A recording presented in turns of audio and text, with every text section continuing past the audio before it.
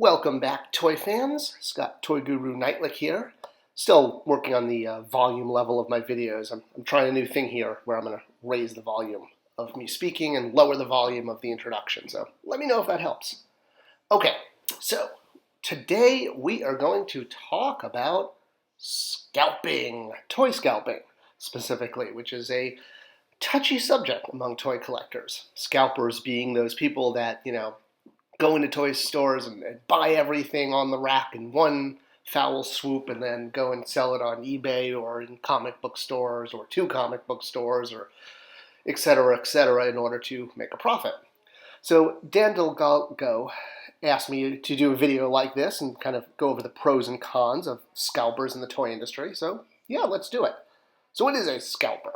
Well, it's a person who resells items for a quick profit, essentially. And, the business model of income minus cost is profit. But is there really that much profit in reselling action figures? Let's talk about this. So, you're out buying action figures, you're out at retail looking for the latest releases. And for the most part, again, most product is aimed at kids. But there's going to be some adult collector product out there. And there's also going to be even some kid product that fetches a premium, especially during the holiday season. Everyone remembers Furbies and Cabbage Patch.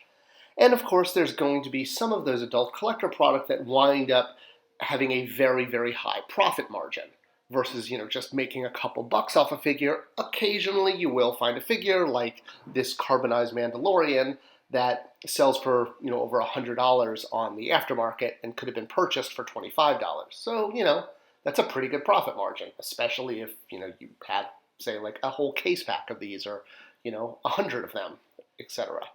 And you may already be out there hunting, and that's kind of the thing for whether it's a regular toy buyer or a scalper who may be deliberately going out there looking for valuable things to resell. The idea is they or you or whoever it is may already be there at retail and happen to come upon these things. Now, for a retailer, at the end of the day, they pretty much just want to move product. They just want to make sales at their register, and this is for all categories. You will find some retailers who, if you will, want to try to accommodate the adult collector and will try to do their best to limit new collectibles or hard-to-find collectibles, finding ways to try to appease fans. And this, can work. Sometimes it backfires on retailers because they're losing out on sales. I mean, at the end of the day, can you really blame a retailer for wanting to make sales? All right. So switching gears to something the toy fan community sometimes calls Evil Bay because of the way items get resold on eBay for higher prices. But let's really digest this and look at kind of the pros and cons and what you're really paying for. So let's look at an example from Marvel Legends, a mainline wave. This is the new Deadpool wave. It's August 2020 where I'm recording this, and this wave is just starting to hit retail. So while it's showing up at retail for about SRP $19.99, if you wanted to pre-buy it on Amazon, you can, and it's going to ship in October. So there's a 2-month gap there versus finding it right now at retail for SRP. Or, again, if you want it right now online, you can go on eBay and buy these same figures for between $10 and $15 more than SRP. Not a huge increase, but still an increase. So this model right here illustrates it. What you're paying for is early access. You're basically paying for the ability to have something as soon as possible at the lowest price, which adult collectors want that because we want bragging rights. We want to feel like we've got a complete collection and have something maybe other people don't have, or it makes us feel complete having a complete collection. I'm one of these too. I am an adult collector myself. I know this feeling well. So let's look at something that's not available everywhere. So for example, continuing with our Marvel Legends theme, Walgreens, great place to find Marvel Legends because they have exclusive Marvel Legends a lot. As an example, again, it's August 2020, and right now their latest Marvel Legends exclusive is a classic Moon Knight figure that's never been done in the Hasbro line. I think Toy Biz did classic Moon Knight, although I could be mistaken. I don't have every figure memorized. Anyway, point being is this is the latest Walgreens figure. So you can go online on eBay and find this figure for, again, $10 to $20 above SRP. 30. There's one for $30. There's one for $39. But you can even find it for a lot more. There's here's someone selling it for $80 and someone selling it for closer to $50. So prices are going to range. One of the nice things about eBay that I really like is looking at completed auctions, and you can actually see what people are paying. So you can look and say, okay, there was someone selling it for $79, but the sales that actually closed, the figures were much closer to $35. So $35, you're paying, $10, $15 more than SRP. Essentially, you're paying the scalper, the reseller, for opening the door for you, for basically going to Walgreens, in this case, and finding the figure you're looking for without you having to wait in line and open that door yourself. So it's really that price you're paying is you're paying someone to go toy hunting for you. And there's a lot of reasons you might want to do this. I mean, time is money, and a lot of us have office jobs and can't go to retail constantly. I mean, this is a concept that, goes all the way back. I think it was made most famous in one of Mark Twain's work, where Tom Sawyer finds a way to basically trick his friends into doing his work for him. But it's the same kind of concept.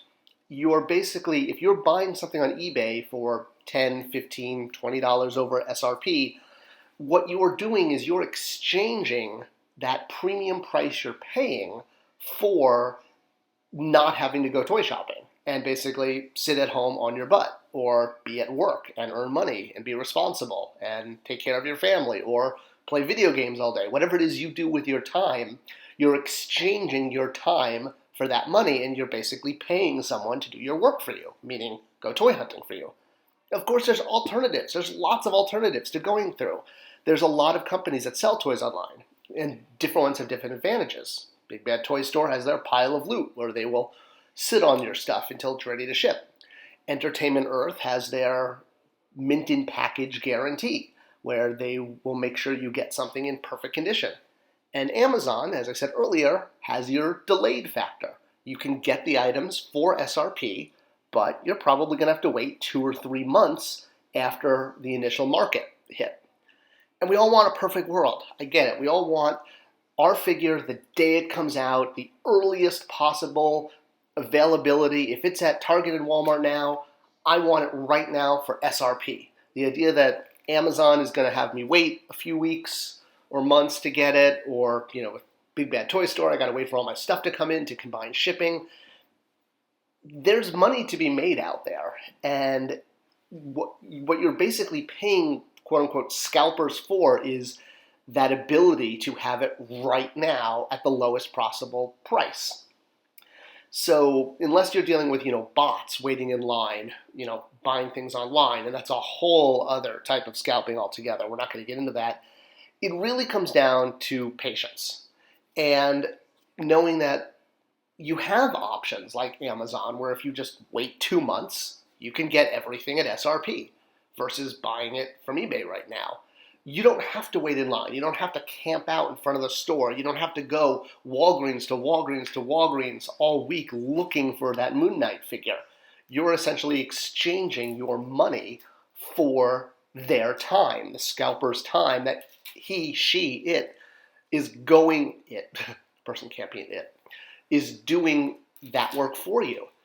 And I get, as a collector myself, the whole idea that we want everything now. The idea of having to wait, especially when you see them on eBay or you see friends online showing off their collection, that Moon Knight figure or that Deadpool wave. But you have to really look at instant gratification versus feeling good. You're going to get that Moon Knight figure, or better yet, you're going to get those Deadpool figures. If you can get them from Amazon for SRP, you just have to wait 2 months. Instant gratification versus patience is really the trade-off when you're trying to understand the scalping aspect of toy sales.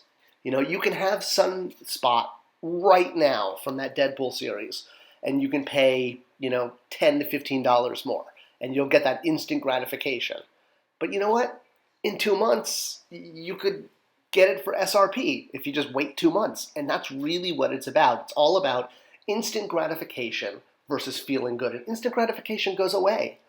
You know, being able to not wait for something is a part of toy collecting, and it's part of what drives us, and it's that feeling of wanting it now. But really, scalpers, the idea of the pros and cons, they're kind of doing our job for us. They're swooping in and finding those toys on their time, and we're paying them for their time. If that's what you want, if you want it right now.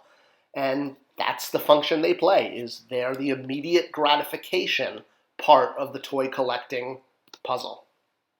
If you want to know more about the emotional connection of toy collecting and toy production, check us out online at spectracreative.com. This is what we do. We're all about the emotional connection and sort of dissecting that and how that plays into toy creation, toy buying, and that's it. I hope you liked this video. If I missed anything, let me know. I was not endorsing any type of behavior, just trying to explain it. Give this video a thumbs up and a like, and a subscription would be awesome. Thanks for watching. See you in the toy aisles, or online, or on Amazon.